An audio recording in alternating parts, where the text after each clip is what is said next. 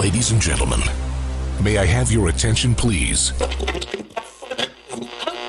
For he's a jolly good fellow, for he's a jolly good fellow, for he's a jolly good fellow. Say my name. I am your father. Real wise liberal. Hey, big boy. Oakley dokley doo. Are you little? Let's rock.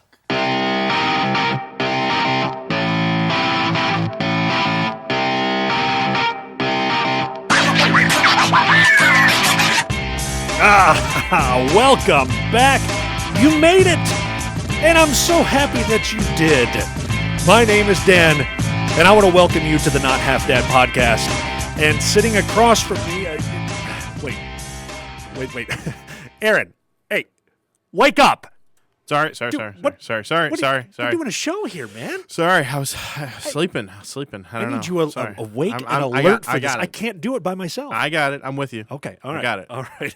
Well, it's kind of ironic that you were dozing off at the beginning of our show here because today's episode just so happens to deal with sleeping.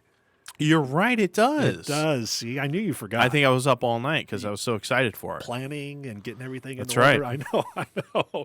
So, yes, today what we're going to talk about is the sleeping habits and bedtime routines of our kids and ourselves. Yeah.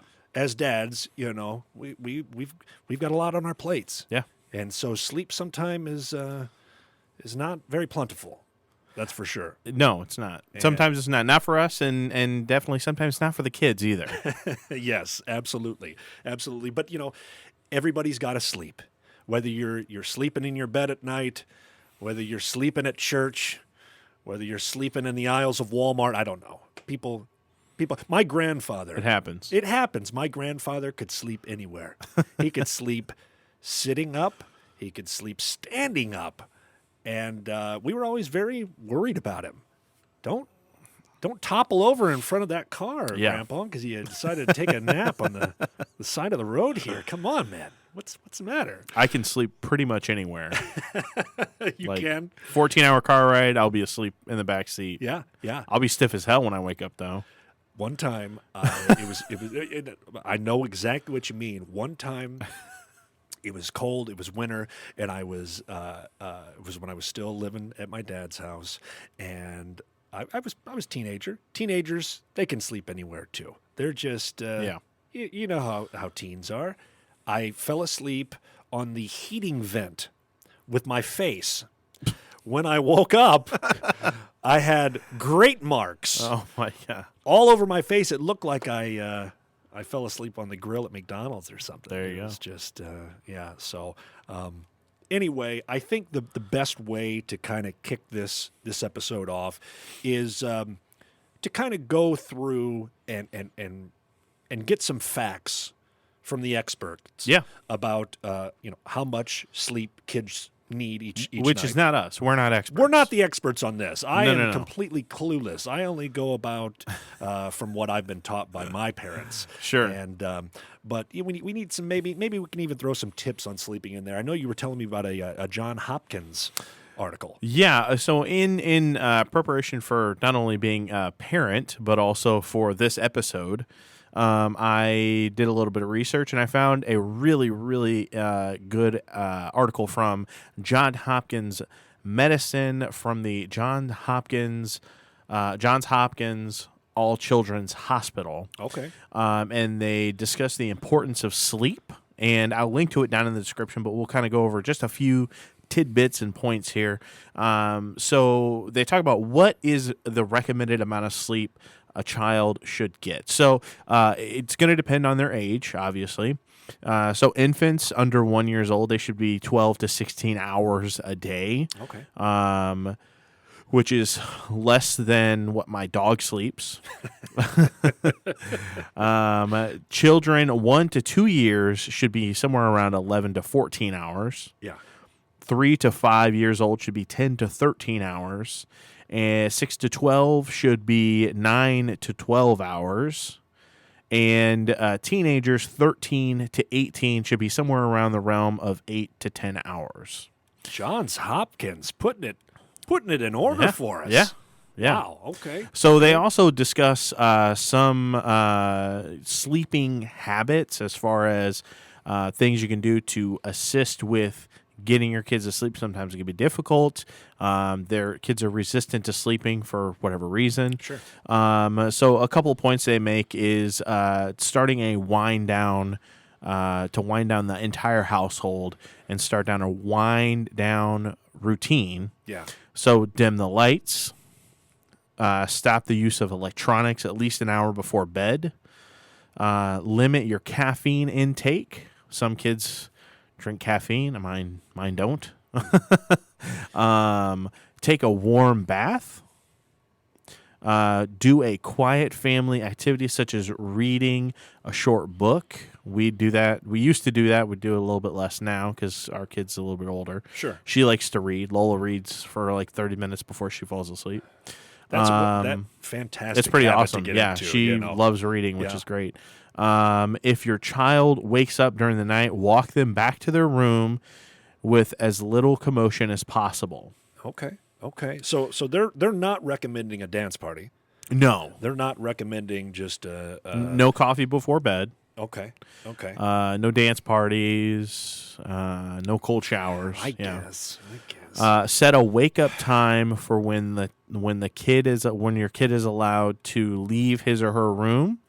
The child can play quietly until that time, if desired. So we actually do a few of these for our kid, which we'll get into in a little bit. We'll talk about our bedtime routines. Yeah. It's can you pause it? Yeah. I don't know if it. So it's fascinating how over the years people have learned about the different sleeping habits, and I know everybody is different. Yeah. And everybody has different things that they deal with, whether it be the stress of life, whether it be insomnia. Going back to my grandfather once again, Grandpa Belk. Paul Belk was he was a unique sleeper, man. Not only could he fall asleep anywhere, but the reason why he was falling asleep on the side of the road or he was falling asleep in church was because, sorry, God, I feel like I had to say that. Sorry. No, the only reason that he was doing that is because he was an insomniac and he would stay up late. Yeah. Every single night. I remember going over to my grandparents' house when I was young. Grandma and I would go to bed, and Grandpa was just up, and he would never go to bed when we went to bed, and that's just how he did it. But yet he would always get up in the morning, and from what I understand, he would do his exercise, go to work, and that was just how he did it. But then when he'd get home, it was nap time. Just take a nap. That was his routine. So, and everybody has a routine, and I think that we should maybe kind of dive into our kids' routine a little bit. Yeah, for sure. And just kind of go over stuff. So, first of all, how this is there's many ways to word this. Do your kids drive you crazy when it's bedtime? I'm just going to come out and say it. just tell me, just lay it to me straight here. It depends. Okay. It depends on how tired they are. It depends on if they've been, doing a bunch of stuff in the day. During the summertime, obviously it's a lot more difficult. We are very, my wife and I are very, very, I don't want to say strict, but a lot of parents think it's strange how again, I don't want to say strict, but how very gosh, what regimented? am I trying to say? Yeah, regimented. There you go. Yeah. We're very regimented on what time they go to bed.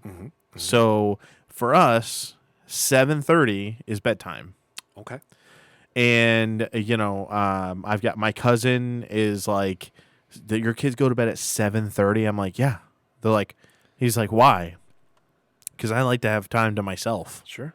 I don't want my kid to be up till 9 or 10 o'clock at night, and then I'm ready for bed. You know what I mean? So our daughters, we start our bedtime routine at 7:30, which is they take their vitamins, they take the melatonin if they need to, they go potty. So our routine is, they do their thing before they get in bed, and then we rotate our tuck-in time, our tuck-in days. So one day I'll tuck in, the next day Mom will tuck in. And depending on who's tucking in and depending on what kind of mood I'm in, and when I tuck in, it'll be I'll sit down, I'll like kind of, scratch their back or whatever, which is kind of a family thing. Yeah. And then I'll recite Goodnight Moon. I have it memorized. I've been doing it for 9 years. I was just about ready to put you on memorized. The spot right there. In the great green room, there was a telephone and a red balloon and a picture of a cow jumping over the moon. 3 little bears sitting in chairs, 2 little kittens, a pair of mittens. I can do the whole thing. Oh, my God. You're a master. You are a master. I'm so proud of you. The whole thing. So anyway, I do that. That's kind of my routine for both of them. And then, we wind up their little their music boxes. They each have a music box, and then they each have a heartbeat machine, which they had since they were babies. Wow! And so they have a little white noise. They have their music box, and they have. I mean, at what age is it okay to not have a nightlight? I don't know. It's up to them. It's up to them. I hear of adults all the time that still have night lights. We don't have a nightlight, but we leave the TV on and then, put the sleep timer on until we fall asleep. It is what it is. Yep. But, with my wife, it's totally different routine. She comes in and she does her little back scratches and then she sings a song and she has a set list of like 3 songs they can choose from. Ooh, my God. Yeah, and she'll sit there and she'll sing her songs, and then it's that So that's kind of how it's been. Here's the thing: is we've been lucky to that both of our kids have always slept pretty much through the night. Yeah, from the day we brought them home from the hospital. They slept through the night. There's horror stories. Oh yeah, that you hear, that you read about kids that just.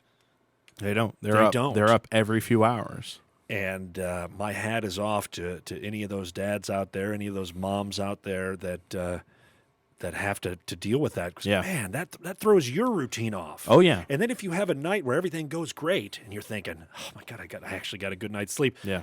Then inevitably, the next night there's going to be some craziness that happens, and it's going to throw you off. Yeah. I have to say 2 things. First, I am in awe of you guys' routine. Mine is more, kids getting back. So again, it depends on my mood. If they've been grinding on me all day and just kind of wearing at my nerves, that's what it'll be. It's abbreviated. Like, I'm not tucking you in, the back scratch is just up and down, and you're done. I'll do Goodnight Moon, but I'm doing it quick. It just depends. It depends. Yes. No, it's just I have to commend you. That is a fantastic routine. It's been since day one. Awesome. That's what we've always done, and they sleep pretty well for the most part. Yeah.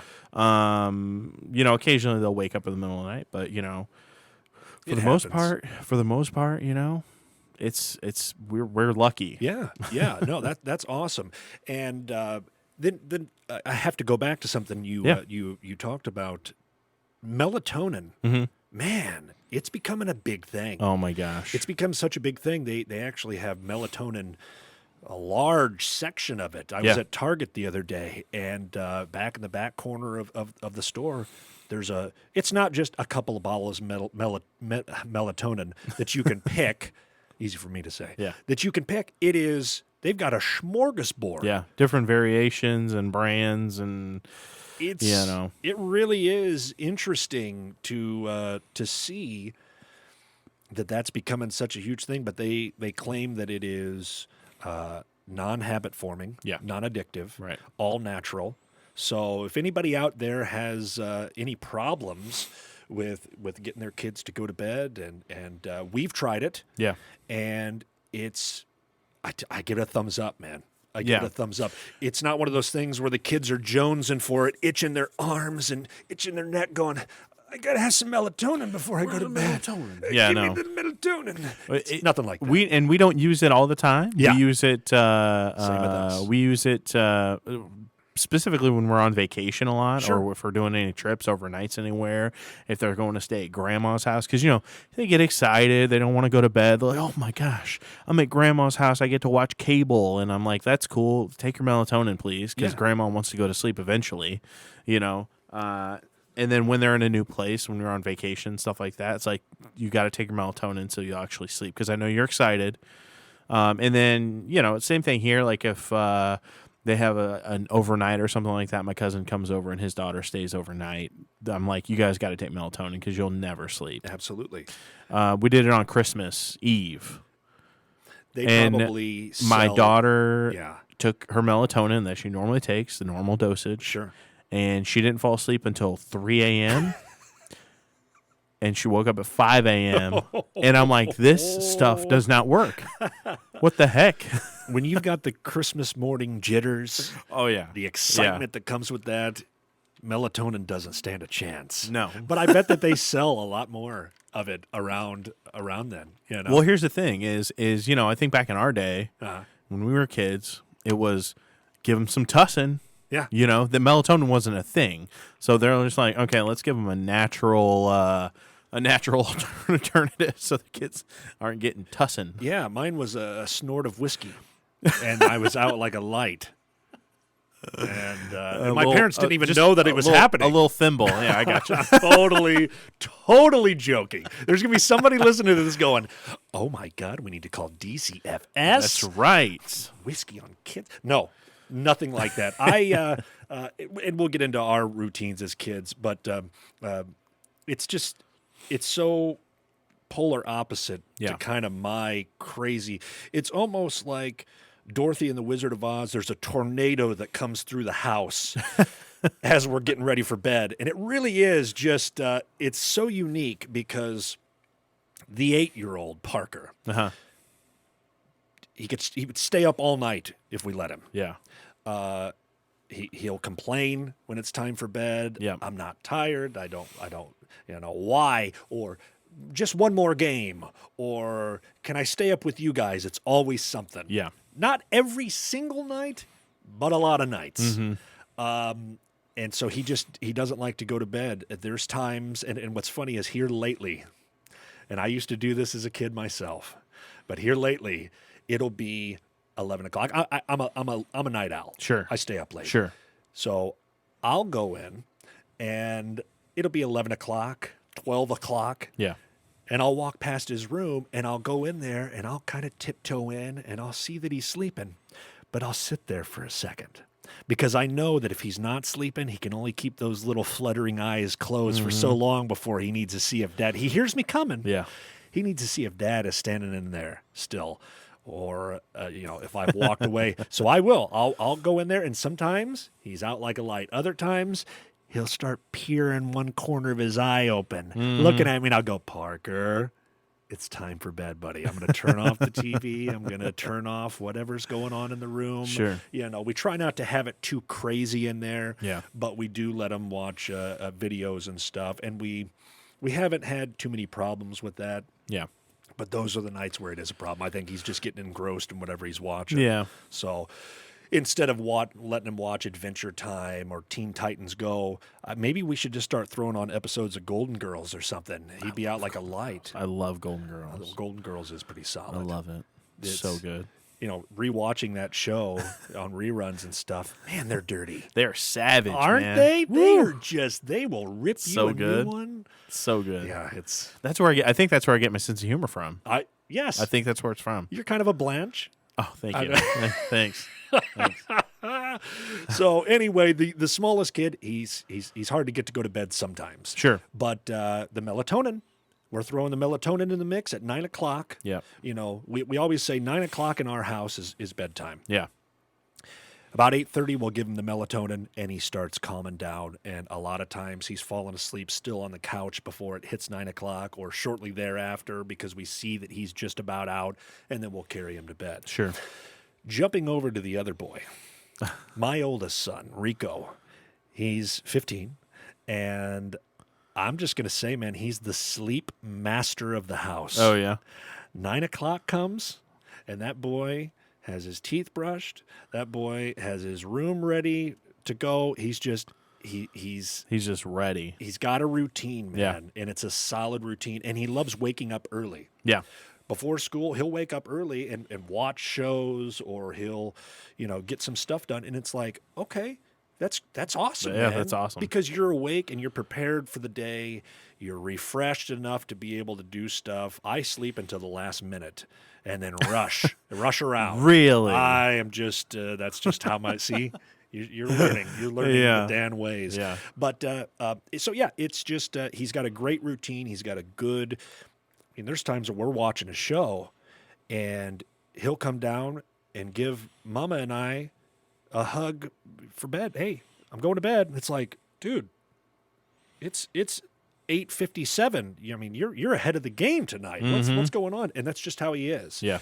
And he's been like that since he was a little guy. Sure. So very, very cool. It's polar opposites with my kids. Yeah. Which makes it a little tough. I can only imagine. It makes it a little tough. And I won't beat around the bush on that.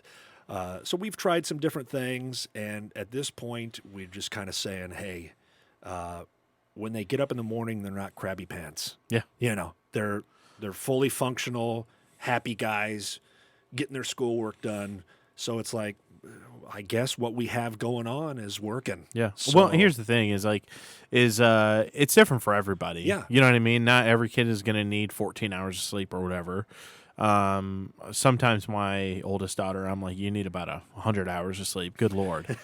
She just is. She's 9, and she's getting to be that stereotypical teenage where it's like the alarm goes off and just, I'm like, is she alive? Yeah. She hasn't moved 1 millimeter, and I'll go in and check and go, hey, it's time to get up. Yeah. And I'm like, I don't want to fight with you today. Please, just get up. Like, good Lord. Yeah, and that's what's interesting. Now, how about your youngest? She's more of a morning person. She's more of a morning person than her sister. Yeah. Okay. Like I'm like, okay, so for last night, I'll give you an example. Last night, I done making dinner, cleaning up the kitchen. 7 o'clock rolls around. They're like, can we watch a movie? I'm like, well, it's 7 o'clock. We only have 30 minutes until bedtime routine starts. Okay. I'm like, do you guys want to watch The Simpsons? And they're like, all right, we'll watch The Simpsons. So we watch an episode of The Simpsons. Awesome girls. Yeah, I know. Yeah. We watch an episode of The Simpsons. And I'm like, okay. I'm like, the show's over. Let's start getting ready for bed. And Sylvia will just throw herself on the floor, just rolling her. She's like Jackie Chan stunt double, just throwing around on the floor. I'm like, come on now. Parkouring all around. Yeah, around I'm like, the room. come on, like but the 7:30 bedtime we've had since they were babies. Yeah. Ever since from the get go, I'm like 7:30 bedtime, and yeah, I mean that's just how it's always been. Here's a good question. At what point does that change? Well, have you and the wife talked we about have. it? We have, yeah. Our oldest, like I said, she likes to read. So typically what we do is we go 7:30 is when time we are going to start getting ready for bed. And they go and pick out their clothes and take their vitamins and all that stuff. And so it's like Lola typically we'll tuck her in at 7:30, but then she usually reads until like 8. Okay. 8:15. Sure. Whatever time, and then on the weekends, they're usually up to like 9:30 or 10. That's what I was going to. My next question was, how did the weekends go? Yeah, usually on the 9:30, weekends, we 10. let them stay up a little bit later. Sure. And it depends, too. Like, if they have a friend over, like I said, when my cousin's daughter comes over, he lets her stay up until, because he only gets her on the weekend, so he just kind of lets her stay up until she drops, essentially. Sure. And so, I'm like, they can stay up till like 11 or whatever. Usually 11 is like the max. It's kind of, for us, it's like 11, 11:30, somewhere in that range. That's the latest we'll let them stay up. Because no matter what time they go to bed, they're up at like 6 in the morning. Yeah. Like, it's crazy. Isn't it funny how that works? It's just, it's like clockwork. your internal body clock just gets you up at that time. Yeah, and Lola, she has 2 alarm clocks that go off during the school week, 6:30 and 6:35. Really? And then on the weekend, she's up at like 6 a.m. I'm like, what in the what? How do you go to bed at 11 and get up at 6, but you go to bed at 8 o'clock and you can't get up at 6:30? Yes.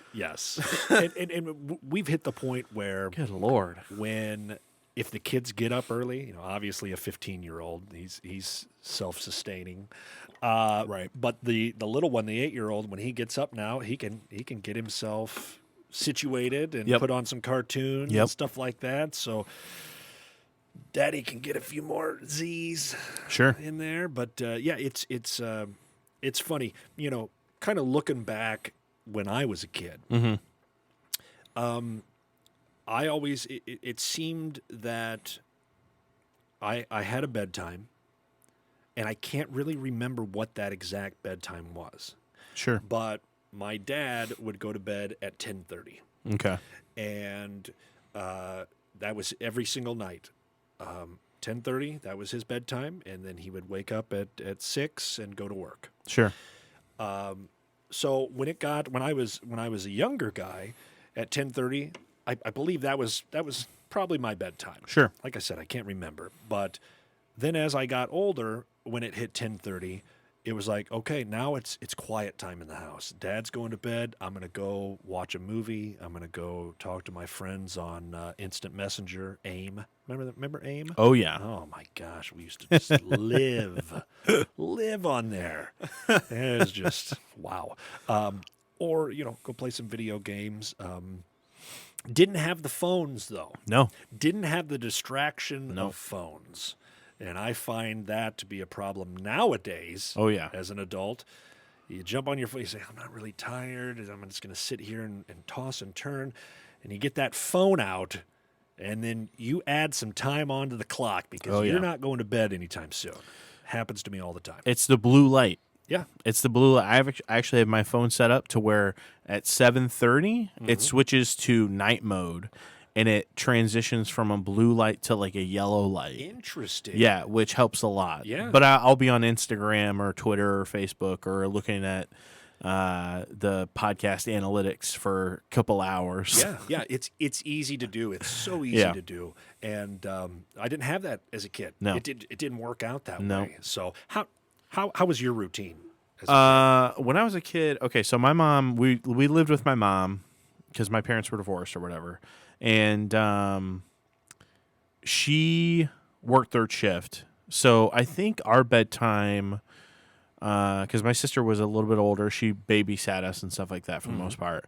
I think our bedtime was right when she left for work. So I want to say it was like 9 or something like that. Okay. I don't remember Yeah. for sure. I remember watching The Simpsons on Fox. They had the back-to-back episodes right before the news started. Yep. I would watch that, and then I would go to bed. But I don't remember exactly what time it was. And now at my dad's house, because we would only see him every other weekend, it would be whatever time we fall asleep. Yeah. And when I was really little, it would be my brother and sister would sleep out because he had a 1-bedroom. They would sleep out in the living room, on like an air mattress or something like that. And then he had a big old water bed, and I would sleep in his water bed with him. And that was pretty much it. So it wasn't as structured as my kids is now. Yeah. So Yeah, it's understandable too. Like you said, you were there every other weekend. Yeah. And it's kind of like just anything goes type of deal. yeah, you know? I think with something like that I only see you every other weekend, so I want to make as much. I want to be with you as much as I can. Definitely. Yeah. Yeah, and that's completely understandable. Sure. I get that. So we've kind of went through our kids' sleeping habits, and Yeah. now we are at our sleeping habits. I kind of already alluded to the fact that I am a night owl. I Yeah. can stay up late. If it's 11 o'clock or midnight, usually I'm still wide awake. And then when we're creeping into 1 o'clock territory, that's when I start winding down. Sure. And that's just because I've done that since I was a teenager. Sure. You know, that's in college. It was the crazy college hours of getting your homework done, and then you got to have some time to blow off some steam before bed and recharge your battery. And it was just, I to this day still have kind of a weird sleeping pattern that I do. But I'm not really affected by my kids' sleeping habits too much. Yeah. Because it's so kind of discombobulated at bedtime around our house, I'm going to be up anyway. So it's not like if they don't go to bed, I'm going to be trying to go to bed and they're going to keep me awake. It doesn't really happen. So that's I kind of see that as a blessing in disguise. Sure. It kind of helps. But how about you? What kind of stuff do you deal with? Well, my sleeping pattern has changed so much in the last 15 years. Mm-hmm. When I first started dating my now wife, I was working like 80 hours a week.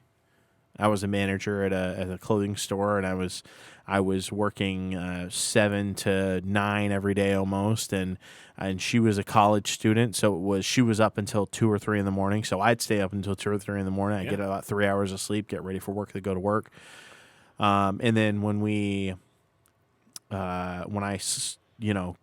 really got married and she started working a regular job, it kind of all evened out. And then when I was working at a call center here in town full time, I was working until about 9 o'clock at night. So I'd come home, be wound up, go to bed about midnight or so, and then get up at whatever time. Yeah. And then when I started working out, I would go to the gym every day. I was up at 4 in the morning. Wow. Every day.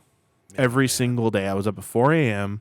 and I would be in bed at like 9. And that was, personally, that for me was when I was most productive.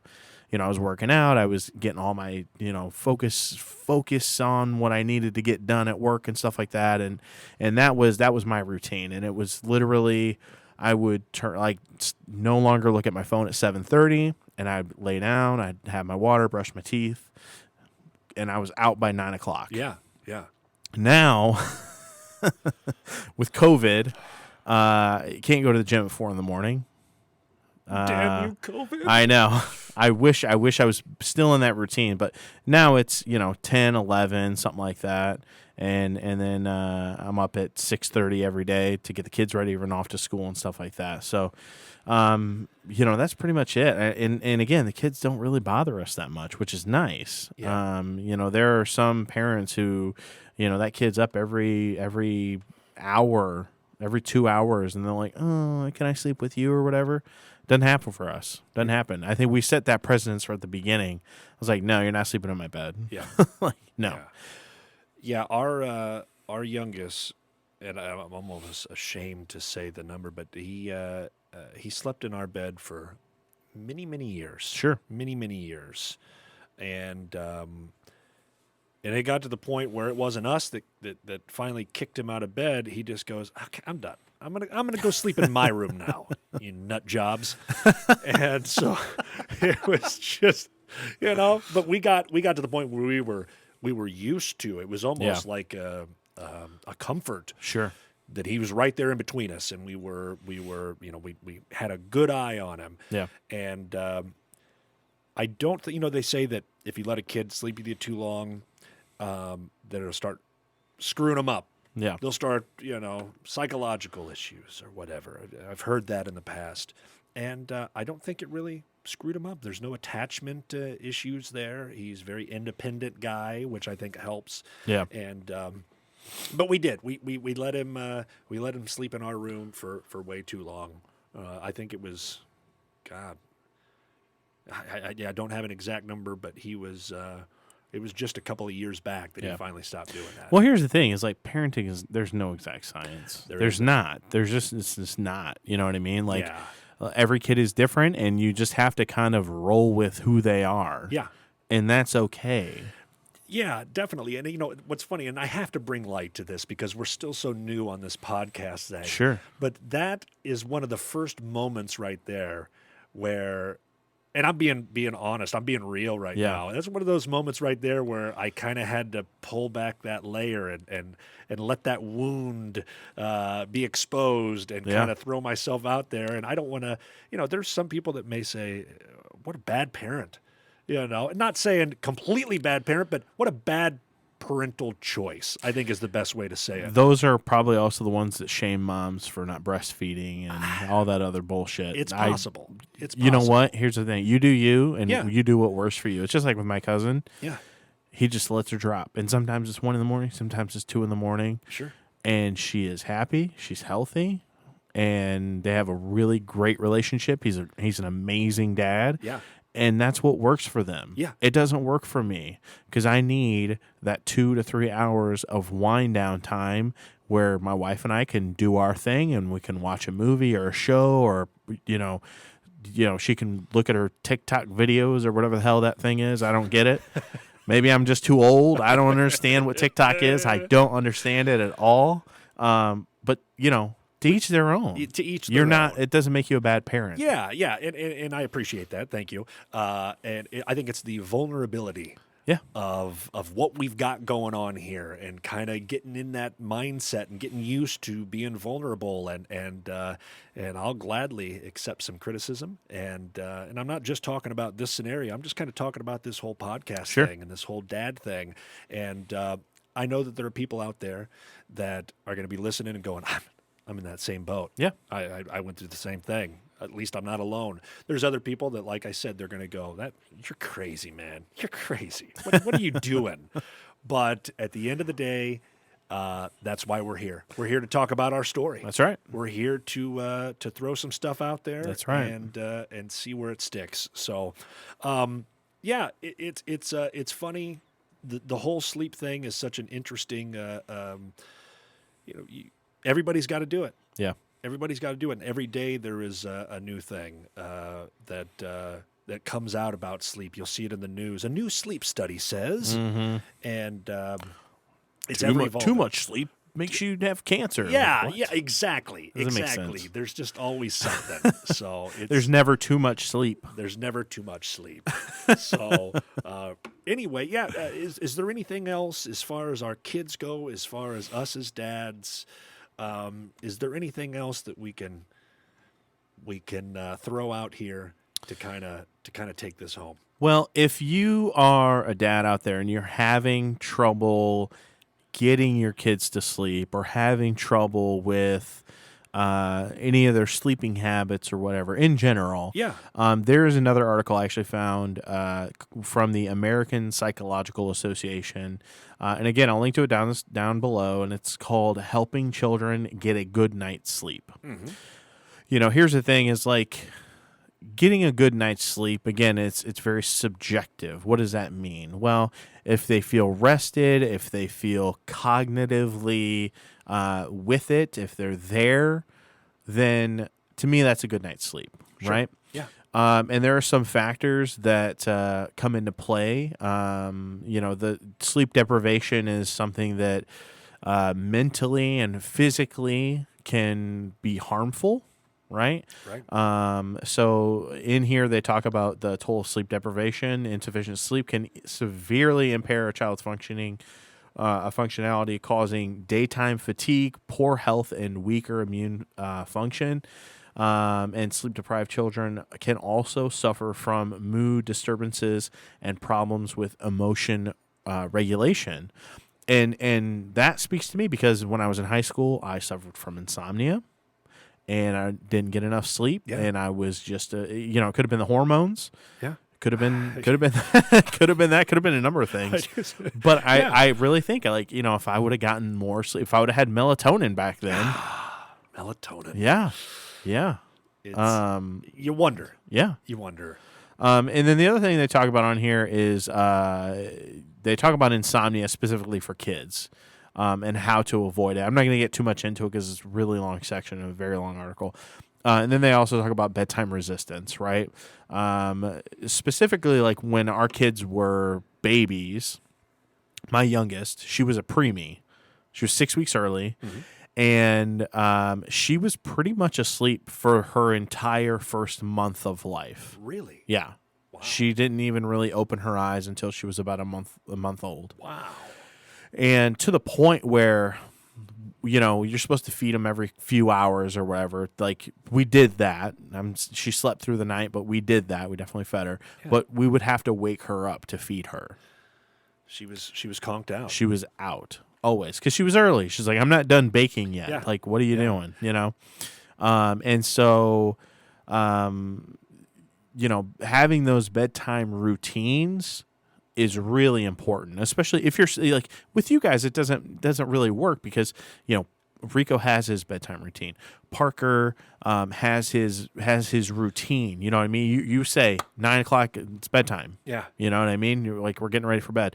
But like if you have a child who is struggling to, you're struggling with them to get them to bed, a bedtime routine is going to be a good thing. Yeah. It really is. It's setting the precedence and the expectation of, your bedtime is this time. It doesn't have to be 7:30. We've always had it be 7:30 because, we like that time for ourselves.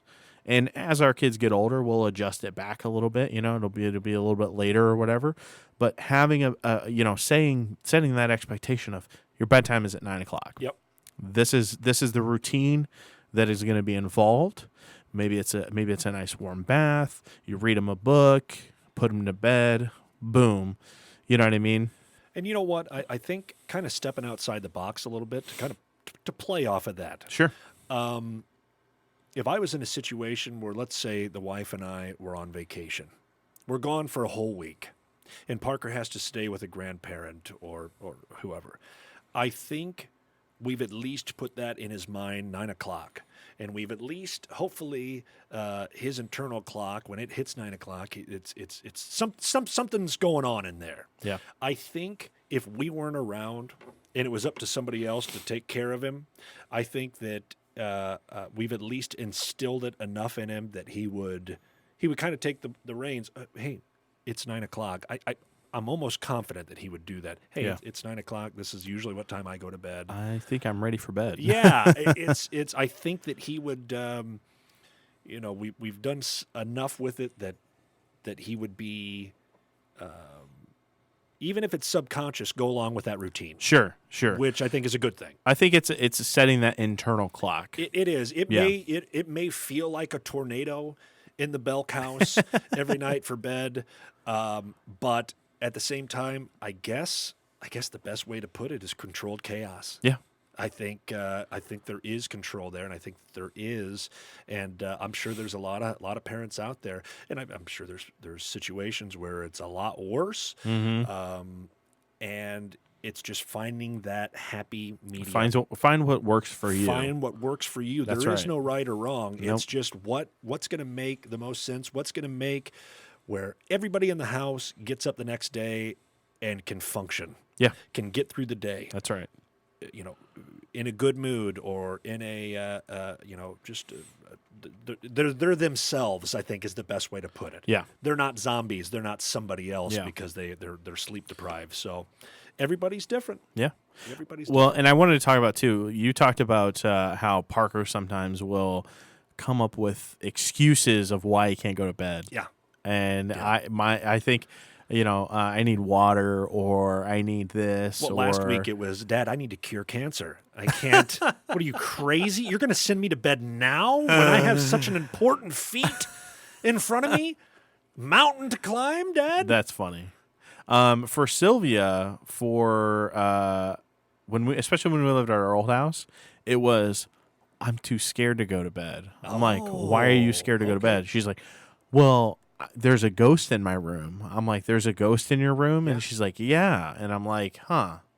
Okay. That's a good go-to for kids. Yeah. So, one thing is communicate, obviously. Like if your kids aren't going to bed, it's like, they might have a legit issue or concern or something like that. Or maybe it's something like this. And so what we did was I went ahead and I ordered ghost spray. You're kidding me. Aaron Selberg, my gosh. And what ghost spray is something my wife and I made up. Yes. We got a spray bottle. We filled it with a little bit of water, and we put in lavender essential oils because, my wife believes in the essential oil Sure. thing, and whatever. It might work. I don't know. Yeah. I don't know for sure. But we put in lavender essential oils, which is supposed to help with calming, and so we put a little bit of glitter in there, and I go, "This is ghost spray," and she's like, "What's ghost spray?" And I go, "This is gonna make the ghosts go away." And so I shake it up, and I'd spray her room, and I'd spray all over her bed, and I'd spray her, and she slept through the night. So it's just like coming up with stuff like that. You are a pure inspiration. You tell your wife I said that. Well, it too. was. I think You it guys was. It had might have been great her ideas. idea. No, I actually. tell you don't know. what, you guys have great ideas. That is awesome. What a cool teamwork thing too. So it's just coming up with creative Yeah. solutions to stuff like that. You know what I mean? So what you're telling me? Let me see if I'm getting all of this Okay. straight. You're saying Parker's not wanting to go to bed. I should tell him, if you don't go to bed right now, the monsters will eat you. Is that what you're saying? I guess so. Am I saying that? I I don't okay, think I maybe did. I think we'll talk after the show. Maybe you Okay. can get me All on the right. right track Off with the air. this. Yeah, Gotcha. because I'm a little foggy, but no. In all actuality, man, great idea. I think Sure. that's really, really clever, and it would be cool if anybody listening to this, if you're faced with that type of problem, and the ghost problem. Yeah. I have to ask too. Yeah. Was your house haunted? I think our old house was. Was it? I think so. I love ghost stories. They say that now. They're like they were telling me this morning. They're like, I think our new house is haunted. I'm like, the house was built in the '90s, and the guy who lived here before us built the house. I don't think it's haunted. I'm pretty sure. They're like, well, what happened to the guy that built the house? I'm like, he moved. Trust me, he's still They're around. like, did he die in the house? I'm like, no, he moved to another house. Well, I tell you what, it's I just this picture in my mind at the old house is you close the door and this guy in an all black with a top hat is standing at the end of the bed of your kids. The Babadook. The Babadook. The is Babadook. sitting there at the end of the bed every time you close the door. Yeah. No. What I was going for is, And then he's like, no, ghost spray, my only weakness. I'm getting out of here. I'm going to go to the next door neighbors. No, what it would be really cool if somebody that's listening, if they're experiencing that type of problem or something similar to that, where you can use that basis of create something to do away with the issue that's plaguing the kid. Sure. I would love to hear about it. Absolutely. It would be really cool to get some feedback and see if somebody could use that, because it's just it's a really neat thing.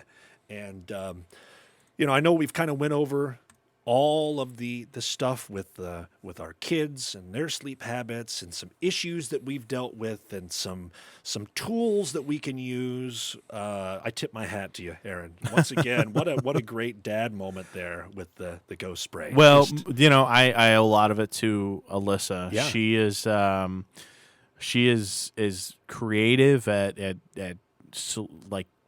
creating solutions. Sure. She's just brilliant, amazing mom, and I wouldn't be able to do it without her. That's for sure. And I'd be freaking out like my dad, like, shut up and go to bed. Like, that would be me. a huge salute to her. Absolutely.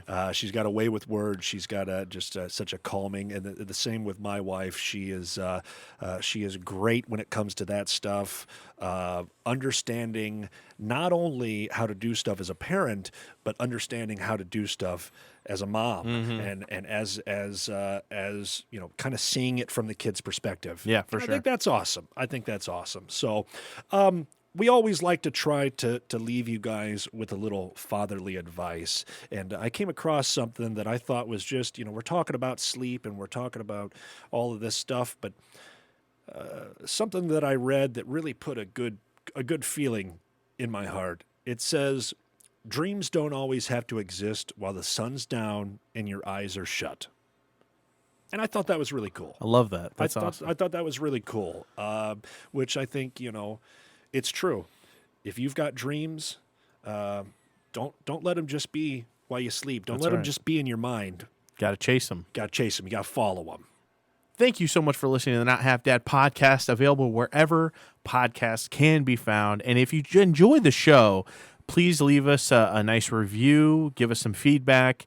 And if you'd like to get a hold of us and you want to share your stories about your kids' bedtime routines, you want to talk about that kind of stuff with us, you can always ask a question or share a story at nothalfdadpod@gmail.com. And also, we can be found on social media at Not Half Dad Pod on Facebook, Instagram, and Twitter. And Dan, I always like to end end things like this. What did the mama cow say to the baby cow?